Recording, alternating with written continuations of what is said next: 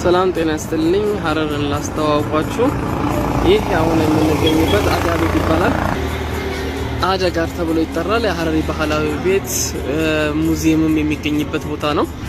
ይህ ግንባታው የተጠናቀቀለት አዲሱ ህንጻ በግቢ ውስጥ የተሰራ ሲሆን ነገር ግን ቤቱ ቀድሞ የነበረ ነው በዚህ ቅጥር ግቢ ውስጥ አንድ ሙዚየም ባህላዊ ቤት ሲገኝ ይህም ቤትና እንዳለ ጠቅላላው ግቢው በአካባቢው ነዋሪዎች በስጦታ መልክ ተሰጥቶ